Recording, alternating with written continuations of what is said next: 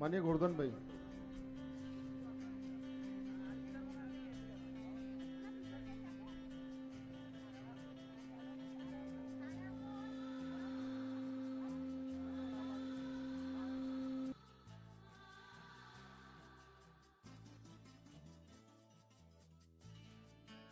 આપણા લોકસભાના ઉમેદવાર માનીય સાંસદ શ્રી અને ધારાસભ્ય શ્રી પણ માનીય મુખ્યમંત્રી શ્રીનું સ્વાગત કરશે.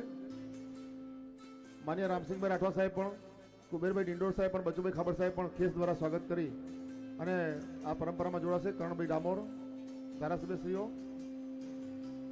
સતીશભાઈ, માનીય હંસાબા,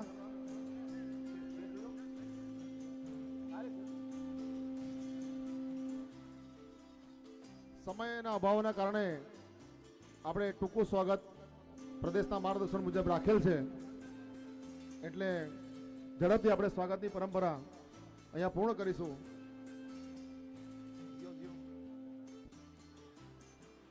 હવે હું સ્વાગત બાદ લોકસભાના ઉમેદવાર માન્ય શ્રી સાંસદ શ્રીને આમંત્રિત કરીશ. માન્ય અહીંના સ્થાનિક ધારાસભ્ય રાજસ્થાની પાઘડી, ખેસ અને આપણું પારંપરિક તીરકામઠા દ્વારા પોતાની વિધાનસભામાં જ્યારે મુખ્યમંત્રી પધાર્યા હોય ત્યારે કેટલા ઉત્સાહભેર સમગ્ર વિધાનસભા વતીએ આમનું સ્વાગત થઈ રહ્યું છે. જોરદાર તાળીઓ પાડી આપણે સ્વાગત કરીએ. આપણી વિધાનસભામાં માન્ય મુખ્યમંત્રી શ્રી પધાર્યા છે. હવે લોકસભાના ઉમેદવાર માન્ય જસવંતસિંહજીને આમંત્રિત કરીશ કે તેઓ આપણે ઉદ્બોધન કરે. ભાઈ અવાજ જરા સેટિંગ કરજો.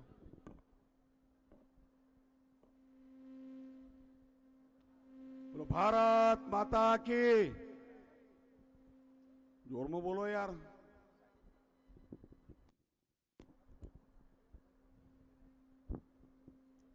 बे हाथ ऊंचा करो मुट्ठी वालो. बोलो भारत माता की. मानगढ़ धाम के गोविंद गुरु के. इनको धन्यवाद. गुजरात ना नाथ, गरीबोना बेली नोधाराना आधार, आदिवासी समाजना विकास माटे रात दिवस काम करनारा आपणा सौना लाडीला हृदय सम्राट माननीय मुख्यमंत्री साहेब माननीय भूपेन्द्र पटेल साहेब नु जोरदार ताली पाड़ीने अपने फतेहपुरानी धरती पर स्वागत करिए. अपना आदिवासीओं गौरव एवं राज्य सरकार केबिनेट मंत्री माने डिंडोर साहेब नु स्वागत करिए. श्रीमान खाबड़ साहेब, अपना पूर्व गृह मंत्री, अपना जोड़ना महामंत्री श्री अने वर्षोथी अपनी साथे सपोर्ट करवा वाला हमारा साथी मित्र गोवर्धन भाई जड़पिया साहब नु स्वागत करिए. माननीय रामसिंह भाई राठवा जी, माननीय सतीश भाई, सर्वे अपना धारासभ्यो माननीय महेश भाई भूरिया जी, माननीय रमेश भाई कटारा जी, माननीय शैलेष भाई, माननीय महेंद्र भाई, अपना जिला भाजपना प्रमुख श्री हमेशा बधी चूंटणीओं में भाजप ने जीत अपाववा माटे काम करनारा माननीय शंकर भाई अमलियार जी, माननीय महामंत्री श्रीओ, जिला पंचायत बंने अध्यक्षश्रीओ, मंच परना बधा महानुभावो, आप सर्वेनु आज स्वागत छे. आज मने कहता गौरव छे कि गुजरातनी धरती पर गुजरातना विकास माटे रात दिवस काम करवा वाला अने दाहोद ना विकास माटे जारे जारे अमे माने मुख्यमंत्री साहेब ने मळीए छे त्यारे हमेशा अपना विकास माटे गामे गामना रोड होय, पीवाना पानीनी योजना होय, गरीबोनी व्यक्तिगत योजना होय, हमेशा दाहोदना विकास माटे करोड़ों रुपया खर्च करीने मारा भाईओ बहनों मारो परिवार एवो कहेवा वाला अपना मुख्यमंत्री साहेब आज आपणे बधानी वच्चे आया छे. आ चूंटणीनी अंदर मने कहता गौरव छे कि 400 करता वधु सीटों साथे देश में केंद्र में फरीथी भारतना प्रधानमंत्री तरीके माननीय मोदी साहेब विराजमान थवाना. મને કહેતા આજે ખૂબ ગૌરવ છે કે માનગઢની ધરતી પર ભૂપેન્દ્રભાઈ પટેલ સાહેબ પધાર્યા હતા. જોરદાર તાળી પાડો. કંબોઈ ધામ પર 9મી ઓગસ્ટે આવવા વાળા ગુજરાતના પહેલા મુખ્યમંત્રી ભૂપેન્દ્રભાઈ પટેલે આપણા શહીદ ભૂમિ શહાદત ભૂમિ પર ગોવિંદ ગુરુની સમાધિ પર આવીને માન્ય સીએમ સાહેબે એની સમાધિ પર શીશ નમાવાનું કામ કર્યું. મને કહેતા ગૌરવ છે કે અનાજથી સંતરોડ અંડરબ્રિજ ઓવરબ્રિજ માટે 93 વર્ષ પછી પહેલી વાર રાજ્યની સરકારે ફંડ આપીને ફાટક મોત દાહોદ જિલ્લો બનાવવાનું કામ આપણા મુખ્યમંત્રી શ્રી ભૂપેન્દ્રભાઈ પટેલ સાહેબે કર્યું. મને આજે કહેતા ગૌરવ કે રાજ્ય સરકાર અને કેન્દ્ર સરકાર ના સહયોગથી ગરીબોને મફત અનાજ આપવા માટે માન્ય મોદી સાહેબ અને માન્ય મુખ્યમંત્રી પટેલ સાહેબનો આપણે આભાર માનીએ. 1475 કરોડના ખર્ચે આદિવાસી પરિવારોને મફત અનાજ હજુ બીજા 5 વર્ષ સુધી મફત અનાજ આપવાનું કામ કેન્દ્ર અને રાજ્યની સરકાર કરી રહી.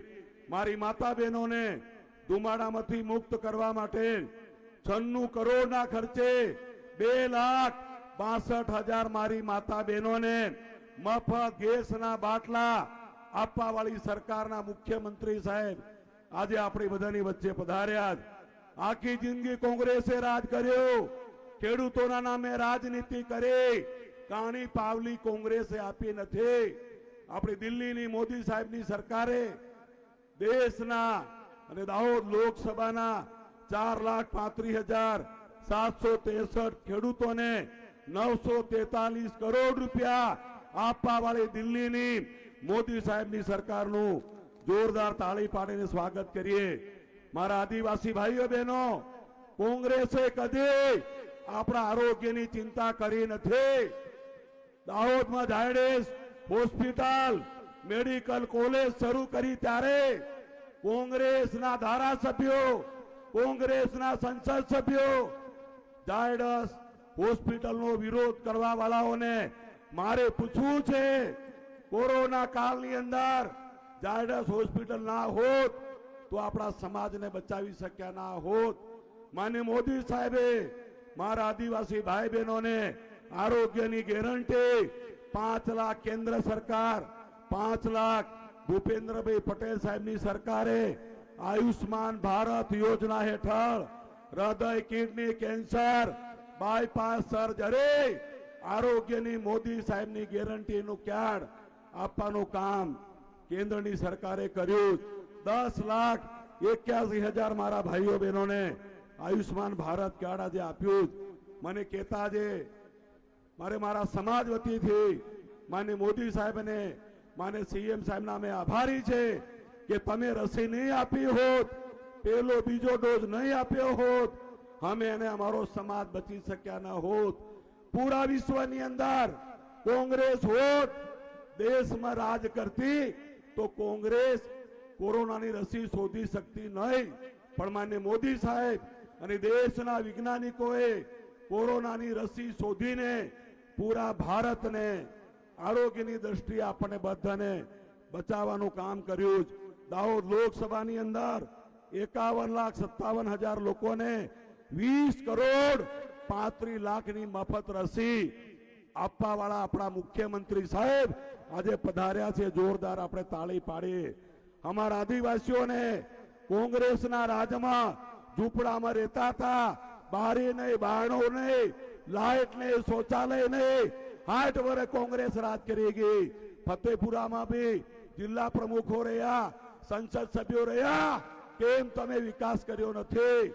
અમારી મોદી સાહેબની સરકાર, ભૂપેન્દ્રભાઈ પટેલ સાહેબની સરકારે દાહોદ લોકસભાની અંદર 1,06,911 1439 કરોડના ખર્ચે પાકા આવાસ, બારી બારણા આવાસ આપવાનું કામ કેન્દ્રની સરકાર મોદી સાહેબ, ગુજરાતની સરકાર ભૂપેન્દ્રભાઈ પટેલ સાહેબે કર્યું. મને કહેતા ગૌરવ, આ વખતે પણ સીએમ સાહેબે જોગવાઈ કરીને, દિલ્હીની સરકારે જોગવાઈ કરીને બધા જ મારા ભાઈઓ બહેનો જે બાકી છે એ બધાને આવાસ આપવા માટે દેશ અને રાજ્યની સરકાર આજે પ્રયત્ન કરી રહી છે. મને કહેતા જે ગૌરવ કે દાહોદની અંદર 20,000 કરોડના ખર્ચે રેલવે એન્જિન બનાવવાનું કારખાનું, રેલવે પરેલનું કારખાનું, અંડરબ્રિજ, ઓવરબ્રિજ, કેન્દ્રીય વિદ્યાલય, બંને રાજ્યોને જોડતા બ્રિજ આપણા મુખ્યમંત્રી સાહેબે કદી ના નથી પાડી. કોંગ્રેસ 60 વર્ષ રાજ કરી ગઈ. રોડ નહીં, પાણી નહીં, વીજળી નહીં, પંચાયત ઘર નહીં. આપણને અભણ રાખવાનું કામ કોંગ્રેસે કર્યું. કોંગ્રેસ જૂઠાણા ફેલાવે રહી, તમને ભરમાવે રહી. કોઈ બંધારણ બદલાવાનું નથી. આદિવાસીની અનામત કોઈ આપણી રદ બાતલ કરવાની નથી. કોંગ્રેસ એવું કહે છે કે ભાજપ આવશે, બંધારણ બદલાશે, અનામત રદ કરશે. આ ખોટી વાતો કરનારી કોંગ્રેસને જડબાતોડ જવાબ 7મી મે આપીને દાહોદ લોકસભાના ઉમેદવાર તરીકે આ વખતે તમે બધાએ 5 લાખ કરતા વધુ લીડથી જીતાડવાનો સંકલ્પ જ્યારે કર્યો છે ત્યારે મુખ્યમંત્રી સાહેબ છે એટલે લાંબી વાત કરવી નથી. તમે રાત દિવસ મહેનત કરી રહ્યા છો, ગરમીમાં મહેનત કરી રહ્યા છો. ઘર ઘર જઈને મોદી સાહેબને હેટ્રિક પ્રધાનમંત્રી બનાવવા માટે તમારા આશીર્વાદ છે. ત્યારે આજે તમારા ચરણોમાં કોટી કોટી વંદના કરીને, તમારા દર્શન કરીને, તમારા આશીર્વાદ લઈને 7મી મે 100% મતદાન તમે કરશો. આપણો વોટ વેડફાય ને, રદ બાતલ થાય ને, જીતના ખાનામાં આવે. 2047 ની અંદર વિકસિત ભારત નાખવાનો પાયો આ ચૂંટણીમાં છે. વિકસિત ભારત કરવા માટે આવો આપણે સૌ સાથે મળીને આગળ વધીએ. આજના પ્રસંગે ફરીથી આપ સૌનો આભાર. થેન્ક યુ, ધન્યવાદ.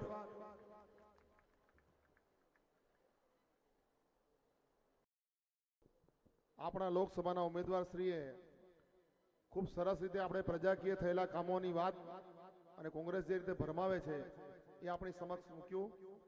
હવે આ જેના હૃદયમાં ગુજરાતની પ્રજા વસે છે અને મનમાં સંગઠનના વિચારો ચાલતા હોય અને ગુજરાતને મૃદુ અને મક્કમ રીતે આગળ વધારતા એવા જેને જ્યારે જ્યારે પણ દાહોદ કાર્યકર્તાઓની વચ્ચે બેઠક લે ત્યારે બન્યું તે ન્યાયનો વિષય આખો સમજાવે એવા આપણા લોકપ્રિય મુખ્યમંત્રીશ્રીને હું આમંત્રિત કરીશ કે માન્ય ભૂપેન્દ્રભાઈ પટેલ સાહેબ આ ફતેપુરા વિધાનસભાને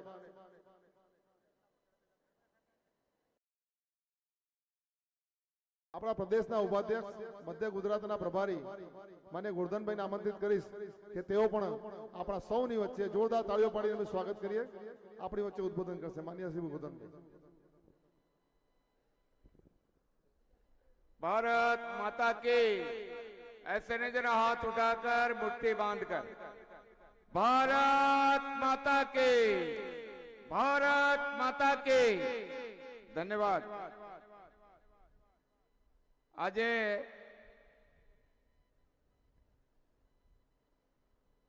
માનગઢની આ ભૂમિ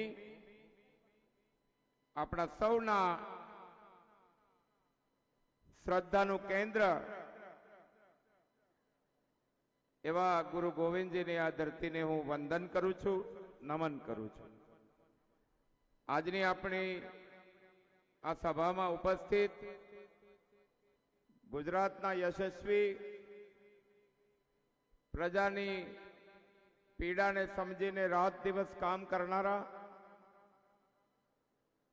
અને ગુજરાતના વિકાસમાં સતત જેમનું માર્ગદર્શન અને સતત સેવામાં રહેલા એવા આદરણીય મુખ્યમંત્રી શ્રી ભૂપેન્દ્રભાઈ પટેલ સાહેબ, આપણા કેબિનેટ મંત્રી કુબેરભાઈ, રાજ્ય સરકારના મંત્રી અને આ વિસ્તારના આગેવાન બચુભાઈ, આપણા લોક લાડીલા અને હેટ્રિક કરે એવા આપણા સાંસદ અને ફરીથી સાંસદ એવા જસવંતસિંહજી ભાભોરજી, આપણા પૂર્વ સાંસદ ભાઈ શ્રી રામસિંહભાઈ, આપણા જિલ્લાના તમામ માનની ધારાસભ્યશ્રીઓ, જિલ્લા પંચાયતના પ્રમુખશ્રી, જિલ્લાના પ્રમુખ આદરણીય શંકરભાઈ, પ્રભારીશ્રીઓ, ભાઈ શ્રી સતીશભાઈ, આપ સૌ અહીંયા મંચ ઉપર ઉપસ્થિત વાલા આગેવાનો અને આપ સૌ આ વિસ્તારમાંથી આટલી ગરમીમાં અહીંયા ઉપસ્થિત વાલા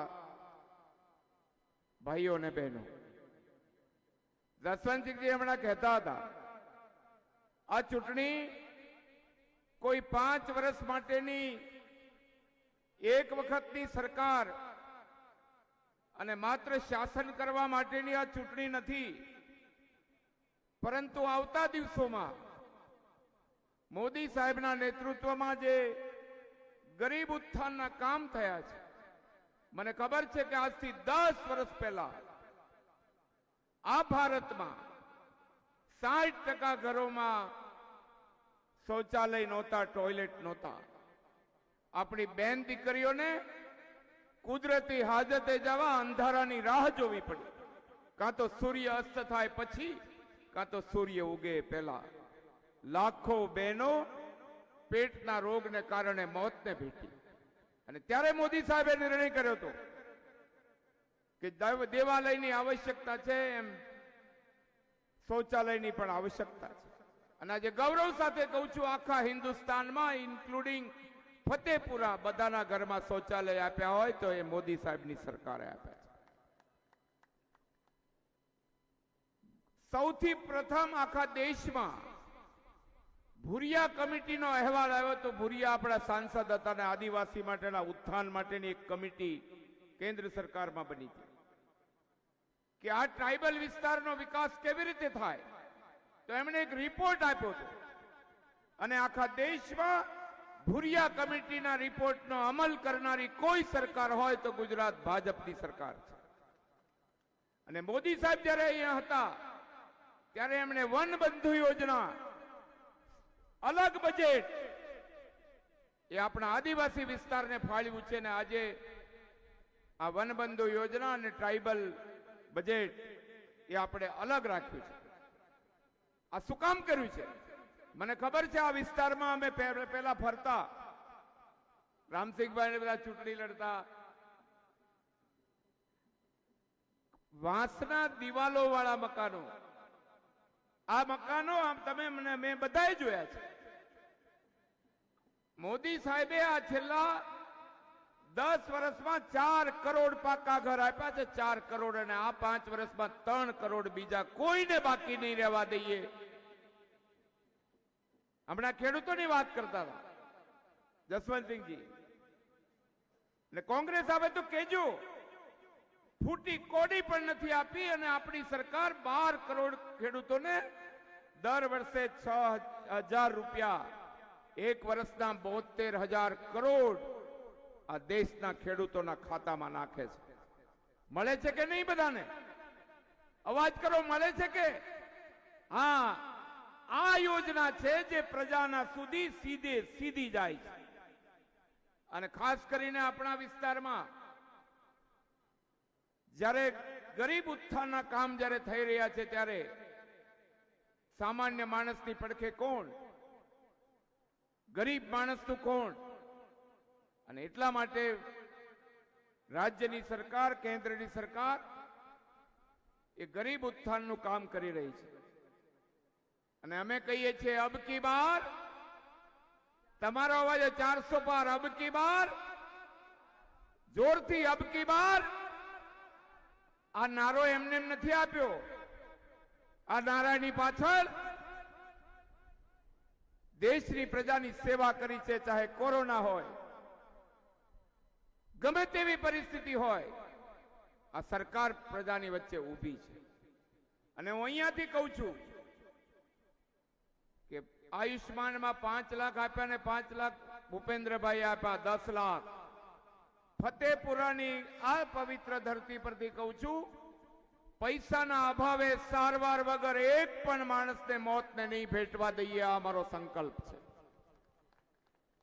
ગરીબ માણસની પડખે ઉભા રહેવાનું સદભાગ્ય એ દેશની પ્રજાએ આપ્યું છે. અને હમણાં રામનવમી ગઈ 21 તારીખે, દ્રશ્ય જોયું હશે બધા. ભગવાન સૂર્યનારાયણ સીધું રામજીના મસ્તક ઉપર તિલક કર. અને 22 જાન્યુઆરી આખા દેશમાં જાણે ઉત્સવ થયો. અને આજ કોંગ્રેસ वाला कहता था कि क्या पता है यहीं राम का जन्म हुआ, पृथ्वी पे प्रलय आया होगा और पृथ्वी डूब गई होगी. क्या प्रमाण है? 120 फूट नीचे खोदकाम કર્યું. 137 પુરાવા મંદિરના 137. વિષ્ણુ હરિનો લેખ, ગરુડજીની મૂર્તિ, શિવજીનું આખું થાળું, દેવી દેવતાઓની પ્રતિમાઓ. 500 વર્ષ પછી માત્ર દેશને નહીં દુનિયાને બતાવ્યું જે પ્રજા, જે સમાજ અને રાષ્ટ્ર પોતાના ઇતિહાસને ભૂલે એ પ્રજા, એ સમાજ અને રાષ્ટ્ર કાલાંતરમાં નાશ પામે. અને એટલા માટે ભારતના અસ્તિત્વ, ભારતની સાંસ્કૃતિક ધરોહર, ભારતનું ગૌરવ. અને હમણાં મોદી સાહેબ બેટ દ્વારકા આવ્યા હતા. આપણી બધાની માન્યતા હતી કે દ્વારકા દરિયામાં ડૂબી ગઈ. અને એ બેટ દ્વારકામાં આ દેશના પ્રધાનમંત્રી 73 વર્ષની ઉંમરે 300 મીટર નીચે દરિયામાં ડૂબકી મારીને મોરપીંછ લગાયા. માત્ર ભારતે નહીં, આખી દુનિયાને બતાવ્યું કે આ અમારી શ્રદ્ધાનો વિષય છે. અને આજે આપણે સૌ ગૌરવથી કહી શકીએ કે આપણો આદિવાસી વિસ્તાર, અહીંયા અમે સાહેબને અમે રોડ ઉપર આવતા હતા, મેં કહ્યું સાહેબ આ રોડ ઢાળવાળા ડુંગરમાં પાકા રોડ બન્યા છે આ આપના ભારતીય જનતા પાર્ટીના કારણે. એક ગામથી બીજા ગામ જવું હોય ને તો ગાડા મારા હતા. આજે એક ધારાસભ્યને 10-10 કરોડ રૂપિયાના દર વર્ષે એક ગામથી બીજા ગામ પાકા રસ્તા બનાવી રહ્યા છે. વિકાસની સાથે સાથે 2014માં નરેન્દ્રભાઈ પહેલી વાર જ્યારે પ્રધાનમંત્રી બનવાનો નિર્ણય કર્યો, દેશ આખો એ ચિંતામાં હતો કે 10 વર્ષના કોંગ્રેસના શાસનમાં દેશને લૂંટ્યો. 16.5 લાખ કરોડના ભ્રષ્ટાચાર. દેશમાં વિશ્વાસ ઉઠી ગયો કે આ દેશને કોણ સંભાળે. ત્યારે દેશના 2014ના નરેન્દ્રભાઈ દેશની આશા બન્યા. અને 19ના નરેન્દ્રભાઈ દેશનો ભરોસો બન્યા. અને 24ના નરેન્દ્રભાઈ મોદી એ દેશની ગેરંટી બન્યા છે. કોંગ્રેસ વાળા હવે તો કહેજો કે તમે જે કારનામા કર્યા છે, જેલમાં જવું પડે છે શું કામ? મંત્રીઓ જેલમાં, મુખ્યમંત્રીઓ જેલમાં. આ દેશમાં પરસેવાનો પૈસો ગરીબ માણસનો તિજોરીમાં આવે છે. શાસન કરતાઓ એના ટ્રસ્ટી છે, they are not the owners, એ માલિક નથી. અને એને લૂંટનારાઓ હવે આ દેશમાં સમજી લે કે ગરીબ માણસના પરસેવાના પૈસા દેશ અને રાજ્યની તિજોરીમાં આવે છે, કે ગરીબ માણસના હક માટે વપરાય. અને એટલા માટે મોદી સાહેબ કહે છે કે આ વખતે આ 5 વર્ષની ચૂંટણી નથી, પણ આવતીકાલે જેના ઉપર ભારતની ભાગ્ય ધરોહર ખભા પર આવવાની, એને કેવું ભારત જોઈએ છે? આતંકવાદથી ગ્રસ્ત થયેલું ભારત. આઝાદી પછી 42,000 નિર્દોષ લોકોને મારા દેશમાં, મારી માતૃભૂમિમાં આતંકવાદીઓએ લોહી ઢળાવ્યું. અને આ કોંગ્રેસ અને વિરોધીઓ આતંકવાદને પ્રોત્સાહન આપતા હતા. 370ની કલમ એ આતંકવાદને પોષનારી સૌથી મોટી કલમ. હિન્દુસ્તાનની પાર્લામેન્ટનો કોઈ કાયદો લાગુ નહોતો થતો કાશ્મીરમાં. હિન્દુસ્તાનની સુપ્રીમ કોર્ટનો કોઈ અધ્યાદેશ કાશ્મીરમાં લાગુ ન થાય. અને આપણા અમિતભાઈ પાર્લામેન્ટમાં ઉભા થઈને, જસવંતસિંહજી જ્યારે પાર્લામેન્ટમાં હતા, કોઈને ખબર નહોતી આજે શું થવાનું. અને સિંહ ગર્જના કરતા કરતા કીધું કે મરનારા જે આતંકવાદના કારણે હતા એની કોઈ કોમ નહોતી. તમામ પ્રકારના લોકો, હિન્દુ, મુસ્લિમ, શીખ, ઈસાઈ, બધાના મોત આતંકવાદના કારણે. કેવી પીડા! સિરીઝ ઓફ બોમ્બ બ્લાસ્ટ આખા દેશમાં થાય. શાના માટે આવતી પેઢીને રક્ત રંજિત કરવાના આ કારનામા બંધ શું કામ ના કરવા? ત્યારે कांग्रेस वाला कहता था धारा 370 को हाथ मत लगाइए, हाथ लगाओगे पूरा जिस्म जल जाएगा। महबूबा मुफ्ती एम कहता था इसको हाथ मत लगाना, हाथ लगाओगे तो जिस्म जल जाएगा। कंकर भी नहीं फेंका गया, कंकर भी नहीं फेंका गया। અને આજે ગ્રામ પંચાયતની ચૂંટણીઓ જમ્મુ કાશ્મીરમાં પહેલી વાર થઈ આઝાદી પછી, અને સીધા પૈસા સરપંચોના ઘરમાં પહોંચ્યા છે। આજે કાશ્મીર એ આબાદી તરફ જઈ રહ્યું છે। આ ભારત છે, નવું ભારત છે। વિકાસની દ્રષ્ટિએ વિશ્વમાં ભારતની આબરૂ વધી છે, અને એ આપણા કારણે આપે મોદી સાહેબને પ્રેમ કર્યો છે ને એના કારણે આ પ્રજા, દેશની પ્રજાને વંદન એટલા માટે કરવા પડે કે આ પ્રજાએ 30 વર્ષ પછી એક સ્થિર સરકાર આપી છે। અને આ ઇન્ડી ગઠબંધન એ સ્વાર્થી લોકોનું ટોળું છે। એને પૂછો તો ખરા તમારા પ્રધાનમંત્રી કોણ છે? પંચાયતમાં રેડિયો આવ્યા પહેલા ચાવી કોના ઘરે રાખવી એનો ઝઘડો અત્યારથી। આવા પ્રકારની જ્યારે કોંગ્રેસ તો લગભગ પૂરી થવામાં છે। ભારતીય જનતા પાર્ટીમાં એમના નેતા આવે ત્યારે અમને પૂછે બધા કેમ આવી રહ્યા છે? મેં કીધું ડૂબી રહ્યું છે નાવ એટલે આવે છે, દેશના વિકાસમાં જવું છે સાથે એટલે આવે છે, એની શક્તિનો ઉપયોગ કરવો છે એટલે આવે છે।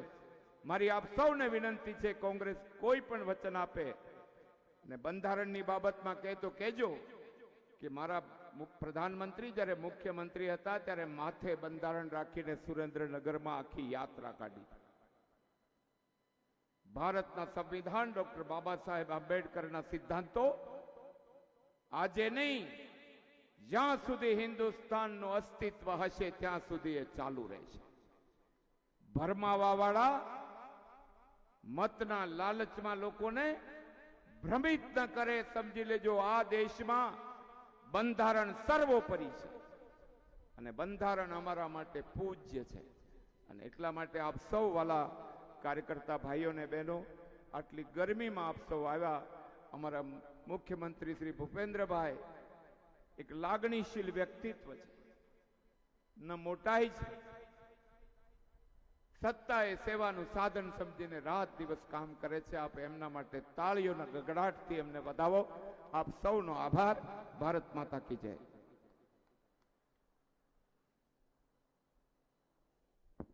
આવો આપણે હવે સૌ સાંભળીએ આપણા લોકપ્રિય માન્ય મુખ્યમંત્રી શ્રી ભૂપેન્દ્રભાઈ પટેલ સાહેબને જોરદાર તાળીઓથી આપણે એમનું સ્વાગત કરીએ।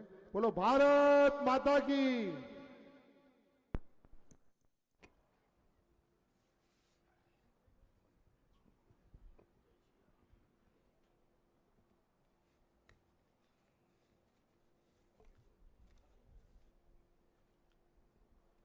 દાહોદ જિલ્લા ભારતીય જનતા પાર્ટી દ્વારા આયોજિત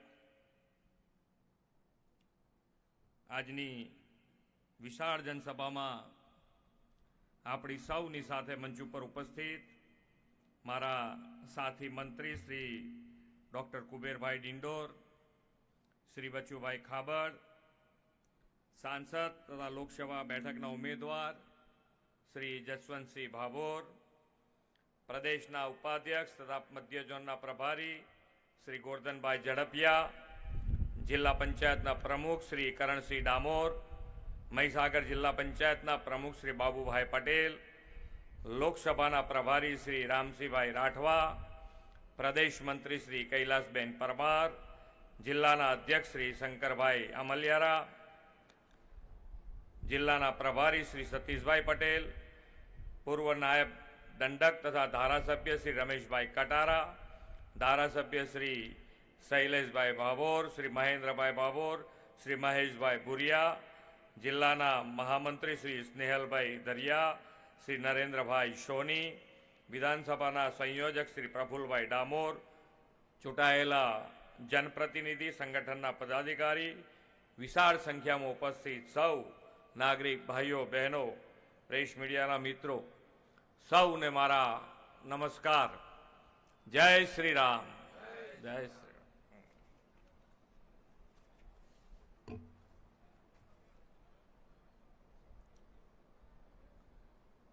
અત્યાર સુધી ઇલેક્શન તમે બધાએ જોયા છે. ઘણા બધા ઇલેક્શનો આયા, ઘણા બધા ઇલેક્શનો ગયા.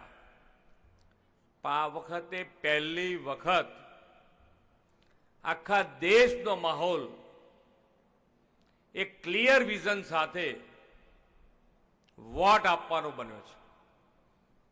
આ વખતે પહેલી વખત દરેકના મગજમાં ક્લેરિટી સાથે વોટ આપવાનો છે. અને એ ક્લેરિટી છે કે માન્ય નરેન્દ્રભાઈને ત્રીજી વખત આપણે બધા વડાપ્રધાન બનાવીએ અને ભારતીય જનતા પાર્ટીના કેટલા પાર 400 પાર સાથે મનની વડાપ્રધાન બનાવીએ. એકદમ ક્લેરિટી. ભારતીય જનતા પાર્ટી ઉપર તમે જે અત્યાર સુધી ભરોસો મૂક્યો અને ભરોસાનું વળતર જે છે એ વિકાસ થકી મળ્યું છે, છેક જન જન સુધી પહોંચાડ્યું છે અને એનો ભરોસો વધતો જાય છે. આજે પહેલા ઇલેક્શનો આપણે જોયા છે, જ્ઞાતિવાદ જાતિવાદના આધારે ઇલેક્શનો લડાઈ પૂરા થઈ જાય, ખબર ના પડે પછી કોણ જોવે કોની સામે. આજે પરફોર્મન્સ આધારિત રાજકારણ, જે વિકાસ આધારિત રાજનીતિ માન્ય નરેન્દ્રભાઈના આયા પછી શરૂ થઈ અને આજે વિકાસ તમારા સુધી પહોંચ્યો છે, છેક સુધી પહોંચ્યો છે. અને એટલે જ આજે આપણું અર્થતંત્ર જે છે એ અર્થતંત્ર માન્ય નરેન્દ્રભાઈના આયા પછી 10 જ વર્ષમાં 11મા સ્થાનેથી 5મા સ્થાને. અને આ વખતના ઇલેક્શનમાં ચર્ચા શેની થાય છે કે આ વખતે માન્ય નરેન્દ્રભાઈ ત્રીજી વખત બેસે અને આપણી આર્થિક તાકાત ત્રીજા સ્થાન ઉપર પહોંચે એની ચર્ચા થાય છે. બાકી આપણા અર્થતંત્રની ચર્ચા શું થાય કે આપણા દેશનું થશે શું, આ દેશમાં સુધારો આવશે કે નહીં આવે, આપણા દેશમાં અર્થતંત્ર વધશે કે આપણા અર્થતંત્ર બેસી જશે. આવી ચર્ચાઓ આપણને દુનિયાના જે મોટા મોટા વિકસિત દેશો છે જેના ઉપર આપણને ગર્વ હોય એવા દેશો પણ આજે કોવિડ જેવી મહામારી પછી એમનું અર્થતંત્ર, એમની આર્થિક તાકાત ત્યાં તો એના એ નંબર ઉપર છે અથવા તો પાછી પડી. આવા સંજોગોમાં પણ માન્ય નરેન્દ્રભાઈ આપણું અર્થતંત્ર આગળ ને આગળ વધારતા ગયા છે. આ માન્ય નરેન્દ્રભાઈની દ્રષ્ટિ, એમની વિઝન સાથે આગળ વધવાની જે તાકાત છે એ તાકાત ઉપર આજે સૌને ભરોસો પડે છે. અને એટલે જ માન્ય આજે કોઈ તમે કોની ગેરંટી ચાલે એવી રહી છે હવે? એક અને માત્ર એક માન્ય નરેન્દ્રભાઈની ગેરંટી ચાલે. આજે તમે જુઓ કે જેની પાસે ધંધો રોજગાર કરવો હોય, મકાનો લેવા હોય તો એ બધાની પાસે બધા કાગળિયા, આપણે વેપારી હોઈએ આપણી પાસે બધા કાગળ હોય, સાક્ષી માટે 2 માણસો તૈયાર હોય, એનાય કાગળ તૈયાર હોય, તોય બેંક વાળા લોનમાં તમને થકવાડી દેતા હોય. આવા સંજોગોમાં જેની પાસે કંઈ નથી, એક કાગળ નથી, છતાં પણ એને ધંધા રોજગાર માટે લોન જોઈએ છે તો એ લોન માન્ય નરેન્દ્રભાઈએ મુદ્રા યોજના થકી 30 લાખ કરોડ રૂપિયાની લોન આ યુવાનોને મહિલાઓને અપાઈ છે. કોણ ગેરંટર? ફક્ત અને ફક્ત માન્ય નરેન્દ્રભાઈ ગેરંટર. અને આ યોજના થકી આજે કેટલા યુવાનો ધંધો રોજગાર કરીને આગળ વધી રહ્યા છે. દરેક સ્ટેજે આજે પીએમ સ્વનિધિ યોજના, નાના નાના રેકડી વાળાને પણ પીએમ સ્વનિધિ યોજનામાં પણ ગેરંટર માન્ય નરેન્દ્રભાઈ. બાકી 10,000 ભરી દો એટલે 20,000.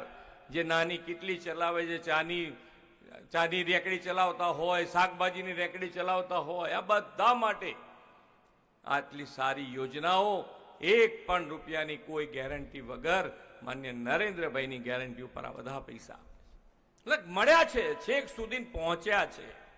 આજે વિકસિત ભારતની વાત કરીએ છીએ આપણે કે ભાઈ વિકસિત ભારત બનાવવું છે.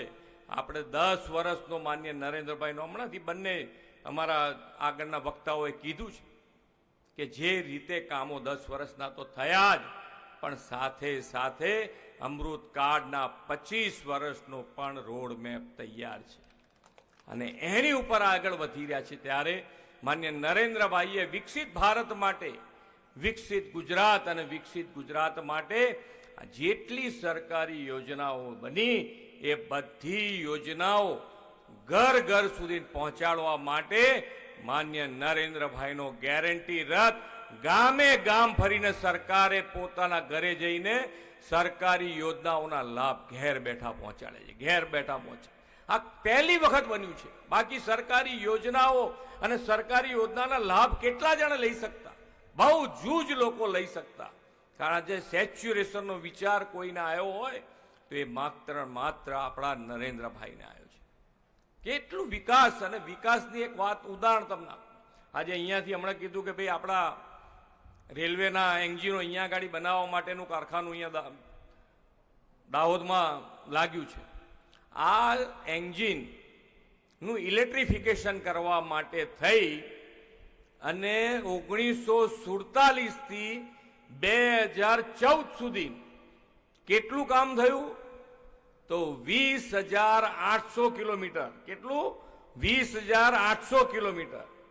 આ તમને એક પેરામીટર આપું છું કે કેટલા સ્કેલના, કેટલા મોટા કામો આ માન્ય નરેન્દ્રભાઈએ ફક્ત 10 વર્ષમાં કરી બતાવ્યા. 1947 થી 2014 સુધી જે આપણી રેલવે છે એનું ઇલેક્ટ્રિફિકેશન ફક્ત 20,800 કિલોમીટર થયું અને 2014 થી આજે 24 સુધી 38,000 કિલોમીટર કરતા વધારે થયું છે. 38,000 કિલોમીટર કરતા વધારે. આ રીતે આટલા સ્કેલ ઉપર બધા કામો થઈ રહ્યા છે. પછી એ જમ્મુ કાશ્મીરમાં રેલવે બ્રિજ હોય, સૌથી ઊંચો, દુનિયાનો સૌથી ઊંચો રેલવે બ્રિજ, અને એની કિંમતે લગભગ 35,000 કરોડ રૂપિયાનો આ બ્રિજ બન્યો છે. આપણે દરેકે દરેક આદિવાસી પટ્ટામાં જિલ્લે જિલ્લે મેડિકલ કોલેજ અને મેડિકલ આપણે હોસ્પિટલો બનાવી છે. દરેક જિલ્લે બનાવવાના છે. કોઈ જિલ્લો બાકી નહીં રહે. આજે આદિવાસી પટ્ટામાં પણ બહેન, દીકરીઓ, દીકરાઓ બધા ડોક્ટર, એન્જિનિયર બનવાના શરૂ થાય. ડોક્ટર, એન્જિનિયર ઘર બેઠા, અહીંયા આગળ બેઠા બેઠા એમના ત્યાં ઘર આંગણે મેડિકલ કોલેજો બની છે અને એના પરિણામે આજે છોકરાઓ આગળ વધી રહ્યા છે. સરકારની યોજના બનાવી છે. બહેનો, દીકરીઓ ભણે, વધારેનો વધારે ભણે, કોઈ છોડે નહીં, એના માટેની યોજના બની છે. આ વખતે જ અમારા શિક્ષણ મંત્રીએ આની જાહેરાત કરી દીધી છે કે દીકરીઓ ભણશે તો એને પણ 8 અને 9માં ધોરણમાં ભણશે દર મહિને 500 રૂપિયા, 10 ને 11માં ભણશે અને 750 દર મહિને, અને 12મું ધોરણ પાસ થઈ જશે એટલે ટોટલ 50,000 રૂપિયા એને મળશે. 50,000 રૂપિયા મળશે. નમો લક્ષ્મી યોજના અને નમો સરસ્વતી યોજના. આમાં પણ સાયન્સમાં જે ભણશે એને બહેનોને બીજો લાભ પણ વધારાનો આજે આપવાનું નક્કી કરી દીધો સરકારે. એટલે દરેક જણ ભણે, દરેક જણ આગળ વધે. નાનામાં નાની યોજના માન્ય નરેન્દ્રભાઈએ જે સરકારી યોજનાઓ બનાવી છે એ બધામાં કેન્દ્ર સ્થાને નાનો માણસ રાખ્યો છે, છેવાડાનો માણસ રાખ્યો છે કે એ મુખ્ય પ્રવાહમાં કેવી રીતે આવે એના માટેનો હર હંમેશ પ્રયત્ન થયો છે. દરેક વખતે જ્યારે જ્યારે ઇલેક્શન આવે ત્યારે એક બેરોજગારીનો મુદ્દો તો આવે ને આવે છે. બેરોજગારીમાંથી બહાર નીકળવા માટેની કોઈ યોજના કોઈ ના. માન્ય નરેન્દ્રભાઈ જ્યારે અહીંયા આગળ સીએમ હતા, મુખ્યમંત્રી હતા, ત્યારે 2003માં આપણે વાઇબ્રન્ટ ગુજરાત શરૂ કર્યું અને આ વાઇબ્રન્ટ ગુજરાત થકી 2003માં ગુજરાતમાં દેશ અને દુનિયાના વેપારી અહીંયા ગુજરાતમાં આવે એનું પ્લેટફોર્મ 2003માં માન્ય નરેન્દ્રભાઈએ પૂરું પાડ્યું. આજે 10મી કડી આપણે વાઇબ્રન્ટની પૂરી કરી. વાઇબ્રન્ટની 10મી કડી પૂરી કરી એનો લાભ શું થયો આપણને?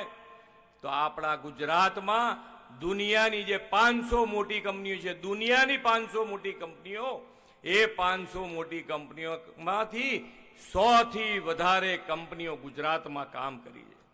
અને એટલે જ આજે ગુજરાત દેશમાં સૌથી વધારે રોજગારી આપતું કોઈ રાજ્ય હોય તો એ ગુજરાત રાજ્ય બન્યું છે.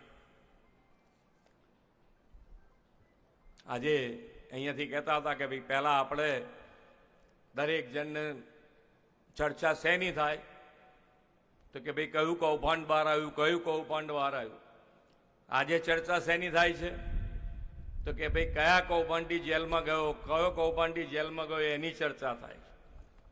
આજે દરેક જણ જે સાચી રીતે આગળ વધવા જઈ રહ્યા છે.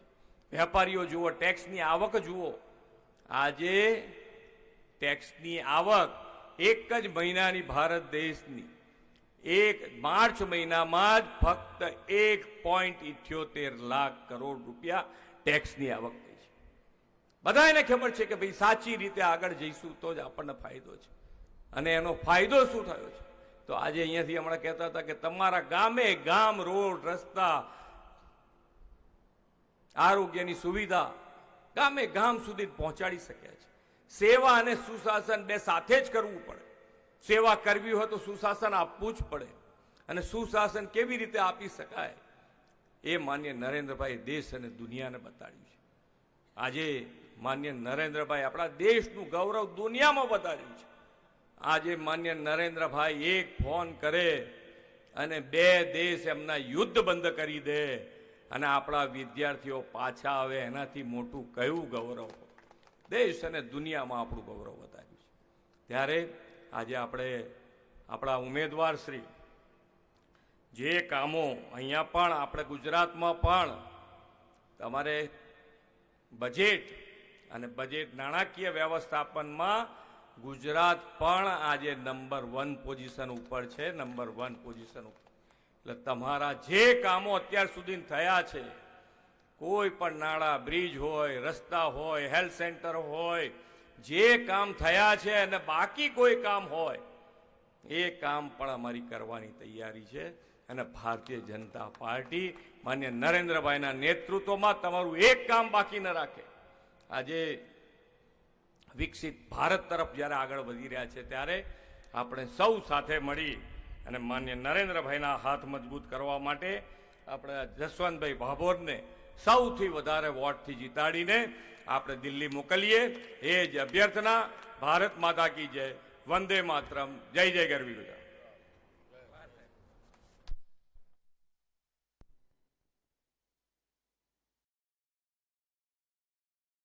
કાર્યક્રમની આભારવિધિ માન્ય સ્નેહલભાઈ ધરિયા આભારવિધિ કરશે.